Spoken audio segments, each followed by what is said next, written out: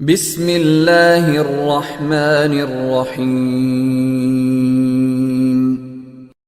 روایت میں آتا ہے کہ اللہ رب العزت نے ملک الموت حضرت اسرائیل علیہ السلام سے دریافت کیا کہ اے اسرائیل، آج تک جن لوگوں کی روح تو نے قبض کی ان میں سے کسی پر تجھے رحم بھی آیا؟ اسرائیل علیہ السلام نے عرض کیا، اے پروردگار، تو خوب جانتا ہے کہ روح قبض کرتے وقت ہمیشہ میرا دل دکھتا ہے، لیکن تیرے حکم سے سرتابی کی مجال کہاں؟ خدا نے پوچھا، یہ بتا تجھے سب سے زیادہ رحم کس پر آیا؟ الہی، ایک موت ایسی ہے جو بھلائے نہیں بھولتی، اور وہ دکھ ایسا تھا جو تنہائی میں بھی میرے ساتھ رہتا ہے۔ ایک ایسی کشتی جو مردوں اور عورتوں سے بھری ہوئی تھی، سمندر میں جانب منزل رواں دواں تھی۔ الہی، تو نے اس کشتی کو فنا کرنے کا حکم فرمایا، میں نے کشتی کو الٹ پلٹ کر دیا۔ یا اللہ، تو نے ایک عورت اور اس کے معصوم بچے کو چھوڑ کر سب مردوں عورتوں کی روحیں قبض کر لینے کا حکم جاری کیا، تو میں نے اس حکم کی بھی تعمیل کی، سب کی جانیں قبض کر لی۔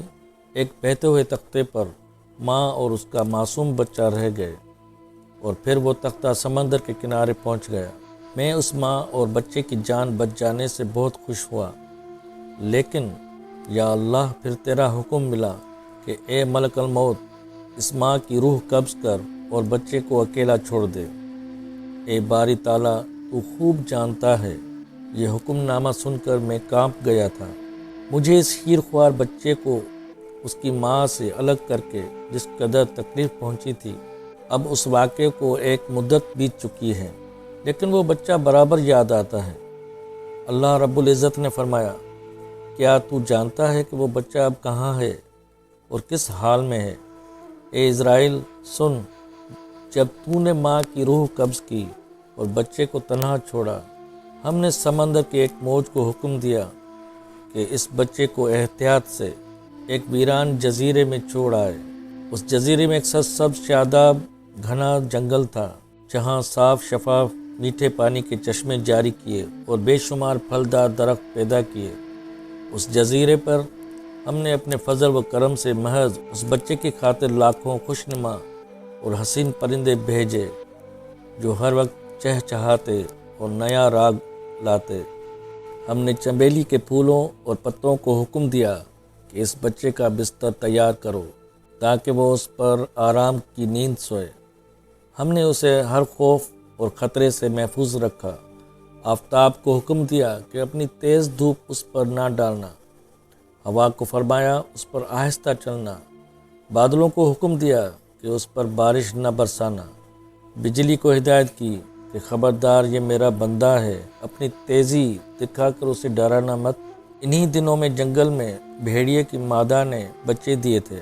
ہم نے اسے حکم دیا کہ اپنے بچوں کے ساتھ اس انسان کے بچے کو بھی دودھ پلاؤ، اس کی دیکھ بھال کرو اور اسے کوئی تکلیف نہ پہنچے، یہاں تک کہ وہ تنہا اور بظاہر بے یار و مددگار بچہ پرورش پا کر خوب صحت مند اور بہادر ہو گیا۔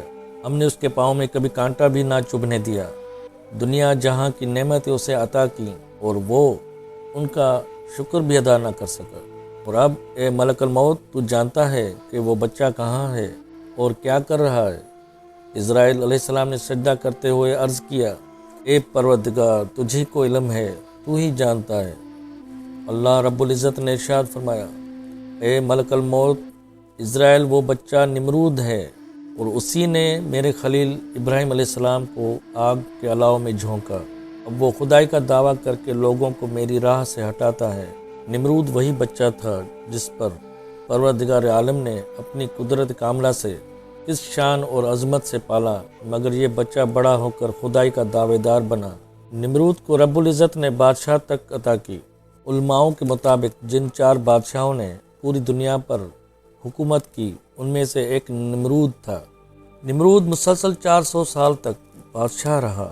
اس نے سرکشی، ظلم اور تکبر کا راستہ اختیار کیا اور آخرت کے بجائے دنیا کے اصول کو پیش نظر رکھا۔ جب حضرت ابراہیم علیہ السلام نے اسے اللہ وحدہ لا شریک کی عبادت کی دعوت دی تو اس نے جہالت اور گمراہی کی وجہ سے خالق کا انکار کیا۔ خالق کے خلیل حضرت ابراہیم علیہ السلام پر ظلم و ستم کیا، ان کو آگ میں ڈالا، ان کو اذیتیں دیں، پھر رب کائنات کے حضور اس کے خلیل حضرت ابراہیم علیہ السلام نے دعا مانگی کہ اے مالک، یہ ملعون نافرمان تیرے ساتھ مقابلہ کرنا چاہتا ہے، تو اس کو ہلاک کر دے۔ تیری مخلوق میں مچھر ادنا اور ضعیف ہے اور کئی جانوروں کی خوراک بنتا ہے۔ میں تیری رحمت سے اس مچھر کو مانگتا ہوں کہ وہ اس مردود کا خاتمہ کرے۔ اور حضرت ابراہیم علیہ السلام سے کہا کہ اگر تیرا خدا چاہے تو زمین کی حکومت ہم سے چھین لے، مگر اس سے پہلے میری فوج کا مقابلہ تو کرے۔ حضرت ابراہیم علیہ السلام نے اس سے کہا، یوں اللہ پاک نے اس لشکر پر مچھر مسلط کر دیے، انہوں نے ان کا گوشت اس طرح کھا لیا کہ صرف ہڈیاں ہی باقی رہ گئی۔